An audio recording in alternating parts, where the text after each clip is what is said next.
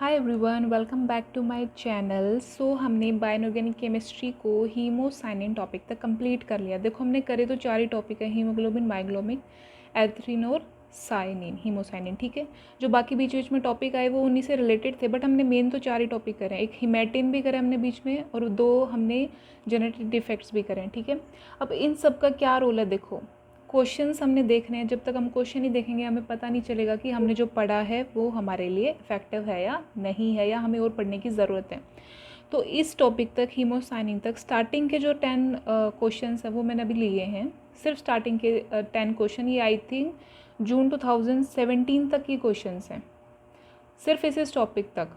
बाकी क्वेश्चंस तो बहुत हैं, लेकिन इस टॉपिक तक ये 10 क्वेश्चन है। इसके बाद भी इसके बहुत सारे क्वेश्चन रिमेनिंग हैं जो हम नेक्स्ट वीडियो में कवर करेंगे। लेकिन आप देखो चार टॉपिक पे ही कितने सारे क्वेश्चंस आए हुए हैं। मतलब ये चार टॉपिक बायोऑर्गेनिक केमिस्ट्री के बहुत इंपॉर्टेंट है। और आप ये देखना, इन क्वेश्चन को करने के बाद ये बताना कि जितना आपने पढ़ा था उसमें से कुछ एक्स्ट्रा था या जो पढ़ा उसी में ही सफिशिएंट था ये। क्योंकि मेरे अकॉर्डिंग मैंने जितना पढ़ाया हुआ है ये क्वेश्चन उसके अकॉर्डिंग सफिशिएंट, और मैंने कोई भी क्वेश्चन अब तक छोड़ा नहीं है। अगर आपके पास क्वेश्चन है तो आप मैच कर सकते हैं ये बात भी, कि मैंने कोई क्वेश्चन छोड़ा नहीं है। अपनी तरफ से कोशिश करिए कि सारे क्वेश्चन ले लिए स्टार्टिंग के इस टॉपिक से रिलेटेड। ठीक है जी, चलो स्टार्ट करते हैं। हाँ, और स्टार्ट करने से पहले आपको करना क्या है, चैनल को सब्सक्राइब करना है, वीडियो अच्छी लगे तो लाइक करना है और शेयर करना है। और उसके बाद क्वेश्चन करने से पहले वीडियो को पॉज करना है, पहले खुद सोल्व करने हैं, बस उसके बाद आंसर मैच कर लेने हैं। चलो स्टार्ट करते हैं। First question, this is the oxidation state of iron in myth haemoglobin. Myth haemoglobin में ऑक्सीडेशन स्टेट बतानी है आयरन की, बिना देखे बतानी है। क्या रहेगी? 3। ठीक है जी। चेंजेस विच, ऑप्शंस की ज़रूरत भी नहीं थी इस क्वेश्चन में, तो ये आया हुआ था जून 2012 में। Changes which occur when O2 binds to heme hemerythrin देखो हीम एरिथ्रीन हमने पढ़ा था ना, उसमें जब O2 बाइंड करते हैं तो क्या क्या चेंजेस आते हैं। तो देखो अब स्टेटमेंट, जो ये इस टाइप के क्वेश्चन आते हैं ना, कि जिसमें स्टेटमेंट आ जाए और हमारे पास ऑप्शन एक से ज़्यादा लगाने होते हैं, तो इस क्वेश्चन को, इनकी स्टेटमेंट्स को बहुत ध्यान से पढ़ा करो और फिर ये जवाब दिया करो। क्योंकि यही क्वेश्चन आजकल जो बायोऑर्गेनिक केमिस्ट्री में है वो पूछे जा रहे हैं नेट के एग्ज़ाम में, तो इनको बहुत ध्यान से देखना है इनकी स्टेटमेंट को। 1 Fe atom is oxidise, both Fe atom is oxidise. सबसे पहले तो हमें ये पता चल गया कि ये दोनों स्टेटमेंट कॉन्ट्रैरी है, मतलब एक दूसरे के अपोजिट है। एक बोल रहा है कि एक एटम ही ऑक्सीडाइज होता है, मतलब दूसरा बोल रहा है दो एटम ऑक्सीडाइज हो रहे हैं। तो मतलब सीधी सी बात है, इन दोनों में से तो एक ही स्टेटमेंट करेक्ट होएगी, है ना। दोनों तो पॉसिबल ही नहीं है कि दोनों, क्योंकि दोनों बातें उल्टी बोल रहे हैं, तो हम ये तो चीज़ पॉसिबल ही नहीं है ना कि एक चीज़ में दोनों चीज़ें हो रही हों। तो हमें ये तो पता चल गया कि इन दोनों में से एक स्टेटमेंट करेक्ट होनी है, तो फिर बच गया इन दोनों में से एक होनी है। तो हम इस तरह से ऑप्शन थोड़ा निकाल सकते हैं। देखो हीमेरिथ्रिन में क्या आती कि O2 भले ही एक एटम के साथ बाइंड कर रहा था, लेकिन ऑक्सीडाइज तो दोनों ही आयरन एटम हो रहे थे। दोनों ही किस में कन्वर्ट हो रहे थे? Fe+3 में। तो both the iron atom is oxidise. एक स्टेटमेंट ही करेक्ट आ गई। नेक्स्ट देखो, O2 binds to 1 Fe atom and is also hydrogen bonding. हाँ, ये बात बिल्कुल सही है, मैंने बार बार बताई थी कि जो डीऑक्सी फॉर्म है उसमें क्या होता है, एक आयरन एटम 5 कोऑर्डिनेटेड है, दूसरा 6 कोऑर्डिनेटेड है। तो जो O2 आएगा वो 5 वाले के साथ बाइंड करके उसको 6 कोऑर्डिनेटेड बना देता है। तो O2 bind to Fe atom and is also hydrogen bonding भी बना रहा था, क्योंकि जो ब्रिज में ये चीज़ थी ना, इसके साथ OH, तो जब ये आयरन इसके साथ आके ये O लगा था तो इसके साथ हाइड्रोजन बॉन्डिंग भी बना रहा था। तो इसका ऑप्शन क्या हो जाएगा? बी एंड सी किस में आ रहा है? ए में। ईजी क्वेश्चन है, बस थोड़ा सा पढ़ने की ज़रूरत होती है। देखो नेक्स्ट है Fe+2 पोरफायरिन। Fe+2 पोरफायरिन क्या होंगे? तब तक का स्ट्रक्चर है जब तक इसके पास 5th और 6th कोऑर्डिनेशन पे प्रोटीन चेन और O2 नहीं था। ठीक है, ये Fe+2 पोरफायरिन है। अब क्या कर रहा है? Fails to exhibit reversible O2 transport and cannot differentiate between CO is the carbon monoxide from the O2। However haemoglobin is free from both this pitfalls among the following. अब देखो इसका मतलब क्या है कि जो ये Fe+2 पोरफायरिन रिंग है, ये तो क्या करता है, जब O2, या फिर देखो जो दो चीज़ें आती है ना, जब बाइंडिंग साइट पे O2 अटैच होता है, एक हमने CO पॉइजनिंग पढ़ी थी, कई बार क्या होता है O2 की जगह CO लग जाता है। तो ये जो +2 है पोरफायरिन, जब तक वो स्ट्रक्चर से अटैच नहीं है इसमें, तो ये इन चीज़ों को डिफ्रेंशिएट नहीं कर पाता, और क्या होता है O2 के साथ रिवर्सिबल बाइंडिंग भी नहीं कर रहा है। हमने बताया था ना, जब हीमोग्लोबिन O2 के साथ बाइंड करता है तो वो रिवर्सिबली बाइंड करता है, तो ये सारी चीज़ें इसमें नहीं मिलती हैं। तो अब इसके हमने रीज़न ढूंढने हैं, क्या क्या ऑप्शन है देखो।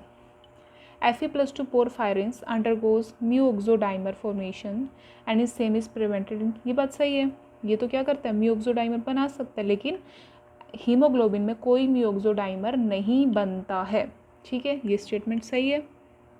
नेक्स्ट देखो, FeCO bond strength is much low in case of haemoglobin when compare to, ये वाली चीज़ हमने कुछ पढ़ी ही नहीं कि इसकी स्ट्रेंथ लो होगी, तो इसको इस स्टेटमेंट को हम छोड़ते हैं अभी। ठीक है, नेक्स्ट देखो, while FeCO is linear, FeO2 is bent and is recognised by haemoglobin, ये चीज़ हमने पढ़ी थी CO पॉइजनिंग में कि जो CO अटैच होता है वो कैसे अटैच होता है, linear, sp hybridise, O2 is sp2 bent, तो ये चीज़ भी करेक्ट है। और इसके ऑप्शंस थे जिसमें हमें 2 ही स्टेटमेंट करेक्ट बतानी थी, तो इसके ऑप्शन है A एंड C। ठीक है जी, कौन सा क्वेश्चन है, थर्ड। उसके बाद हमारे पास है फोर्थ क्वेश्चन। फोर्थ क्वेश्चन में देखो, मेटेलोप्रोटीन हीम इरिथ्रिन की बात आ गई। The statement is not true, कौन सी स्टेटमेंट ट्रू नहीं है। There are the 2 iron centre पर एक्टिव साइट में 2 आयन सेंटर थे, ये बात सही है। उसके बाद क्या है, both the centre are hexa coordinated in the active site. अब देखो बहुत ध्यान से स्टेटमेंट पढ़नी है, क्यों पढ़नी है, यहाँ पे लिखा हुआ है एक्टिव साइट। ठीक है, मान लो ये ऑक्सीफॉर्म लिखा होता तो ऑक्सीफॉर्म में तो क्या थे, दोनों ही आयरन हेक्सा कोऑर्डिनेटेड हो जाते हैं। तो ये चीज़ बहुत ध्यान से पढ़ना, यूँ नहीं है कि आंख बंद करके 5 और ये 6 कोऑर्डिनेशन जो हमने पढ़ लिया वो टिक कर दो।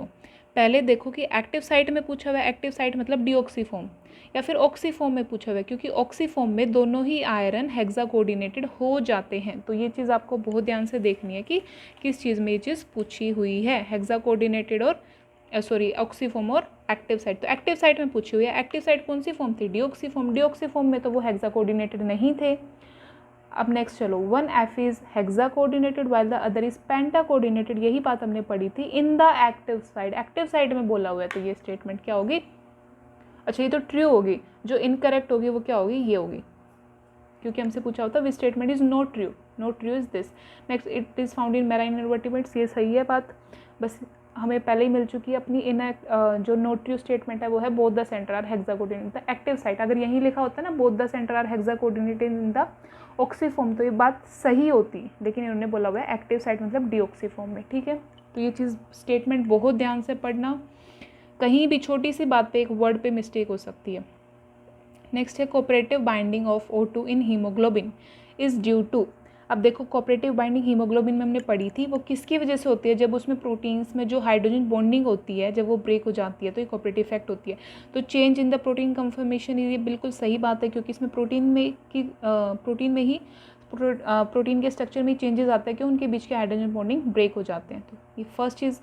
Decrease in the size of iron, हाँ देखो क्या पढ़ा था हमने, जब पहले क्या होता है, जब ये 5 कोऑर्डिनेटेड होता है, पहले ये है पोरफायरिन, जब इसको हम 5 कोऑर्डिनेटेड करते हैं तो इसका स्ट्रक्चर कैसा हो जाता है, डोम शेप। क्यों, क्योंकि ये इस तरह से स्ट्रक्चर से बाहर निकल जाता है और ये 5 कोऑर्डिनेटेड प्रोटीन के चेन के साथ बॉन्ड बना लेता है। जैसे ही इसके साथ बाहर होता है तो इसके साइज़ क्या हो जाता है, इंक्रीज़ हो जाता है। तो जैसे ही O2 आएगा, O2 आने पे क्या हुआ था, ये वापस अपने साइज़ पे आ जाएगा इस तरह से।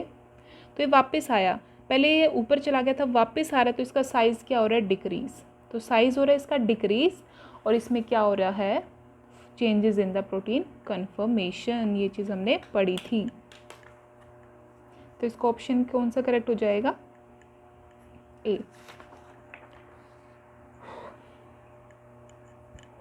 नेक्स्ट है, Fe and porphyrin bond distance in the deoxy and oxy haemoglobin are. वैसे तो मैंने ये वैल्यूज़ भी लिखवाई हुई हैं, बट बाई चांस वैल्यूज़ याद नहीं रहती हैं, क्वाइट पॉसिबल वैल्यूज़ याद नहीं रहती हैं, तो क्या करना है, दिमाग लगाना है बस। कैसे दिमाग लगाओगे, देखो Fe and porphyrin bond distance, हमें बॉन्ड डिस्टेंस बतानी है Fe और आयरन की, प्रोटीन डिस्टेंस की। इन द डीऑक्सी फॉर्म में वो ऊपर गया था, मतलब साइज़ बड़ा था, ऑक्सी में वापस नीचे आ गया था, साइज़ डिक्रीज़ हुआ था। मतलब इतना पता चल गया कि डीऑक्सी में तो साइज़ ज़्यादा होगा और ऑक्सी में साइज़ कम होगा। बस ऐसी वैल्यू देख लो जिसमें फर्स्ट केस में वैल्यू ज़्यादा है, सेकंड में कम है, तो सिर्फ यही ऑप्शन है। इसमें देखो सेम है, पॉसिबल नहीं है। इसमें ऑक्सी वाली ज़्यादा है, नॉट पॉसिबल। इसमें भी ऑक्सी वाली ज़्यादा है, नॉट पॉसिबल। एक ही वैल्यू बची है। तो इस तरह से भी क्वेश्चन को सॉल्व कर सकते हैं। बस थोड़ा सा अपना दिमाग लगाना है कि क्वेश्चन में क्या पूछा है और हम इसको कैसे देख सकते हैं। बिना ऑप्शन देखे, वैल्यूज़ देख के क्वेश्चन को छोड़ने की गलती मत करना। Number of metal ion and the number of imidazole unit of histidine in oxyhemocyanin, बिना देखे बोलो नंबर ऑफ मेटालाइन कितने थे, मेटालाइन ऑक्सीहीमोसाइनिन में 2, Cu+2 है ना, ऑक्सी पूछा हुआ है ना, डिऑक्सी होता तो +1 लिखती, ऑक्सी है तो +2, ठीक है ये पता चल गया। एंड इमिडाजोल कितने थे, वो तो 6 थे, एक कॉपर के साथ 3 लगे हुए थे तो वो 6, 2 + 2 and 6, so A is the correct option. चलिए जी नेक्स्ट पे आ जाइए। Number and the size of the ring present in the metal ion porphyrin complex. अब देखो पोरफायरिन का कॉम्प्लेक्स अगर याद हो तो इस तरह से स्ट्रक्चर बनवाए थे, ठीक है ये क्या था, 5 मेंबर्ड रिंग पायरोल सारे।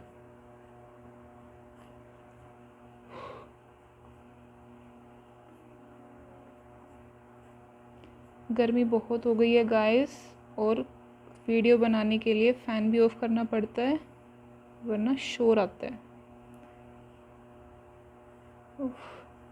चलिए जी ठीक है, अब इसमें हमने बस क्या करना है, इनके ये बताने हैं कि कितने रिंग में क्या स्ट्रक्चर क्या है। देखो 5 मेंबर रिंग कितनी है, 4, तो 4 है 5 मेंबर रिंग, 2 ऑप्शन है, ये तो दोनों कैंसिल ही हो गए। उसके बाद 6 मेंबर रिंग कौन सी है, 1 2 3 4 5 6, ये 6 मेंबर रिंग है, 1 2 3 4, तो 4 क्या है 6 मेंबर रिंग, 4 है 6 member ring, A is correct option, easy सा क्वेश्चन है। Raman stretching frequency of photo in hemerythrin and oxyhemoglobin, देखो ये बताई थी, लिखवाई हुई है यूँ की यूँ, ये थी अप्रोक्स 800 के अप्रोक्स, और ये है ऑक्सी की याद रख, हीमोग्लोबिन की याद है तो ये 1100 थी, ठीक है 1100 हीमोग्लोबिन की सिर्फ एक ही ऑप्शन। देखो इन दोनों में ना कंफ्यूज मत होना, ए और डी में, यूँ देखना कि बाद में कौन सा लिखा हुआ है, क्योंकि बाद में ऑक्सीहीमोग्लोबिन है तो बाद में उसी की वैल्यू होगी, तो ये ऑप्शन है ए, ठीक है। ये 10 क्वेश्चन हैं बायोइनऑर्गेनिक केमिस्ट्री के, हीमोसाइनिन जब तक हमने पढ़ा, इसके बाद भी इसके कुछ क्वेश्चन और रह गए, वो हम नेक्स्ट वीडियो में डिस्कस करेंगे। अब आप खुद बता देना इस क्वेश्चंस में पढ़ के सारा कुछ बायोइनऑर्गेनिक केमिस्ट्री आपको कौन से क्वेश्चन नहीं समझ में आया, यूँ लगा कि हमारा पढ़ने से सिर्फ जितने मैंने वीडियोस बताए ना उतना पढ़ के भी अगर आप ये क्वेश्चन निकाल रहे हो तो आपके बिल्कुल इजीली सॉल्व हो रहे हैं। तो अब आपको चैनल ज़रूर सब्सक्राइब करना है, क्योंकि आप सब्सक्राइब नहीं करोगे तो वीडियोस बनाने का मोटिवेशन बिल्कुल भी नहीं मिलता है। तो आपको सब्सक्राइब करना है, शेयर करना है, ज़्यादा से ज़्यादा सब्सक्रिप्शन आपको बढ़वाने हैं, और क्या करना है, इन क्वेश्चंस को बिना देखे सॉल्व करना है, ताकि आप पहले खुद सॉल्व करो फिर ही बाद में आप इसके आंसर को मैच कर सको, ठीक है।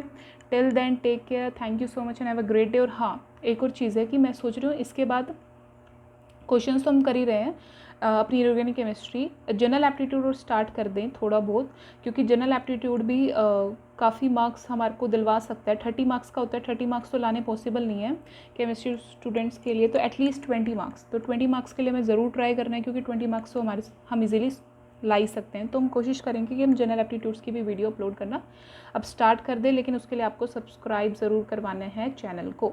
Okay, thank you so much, have a great day.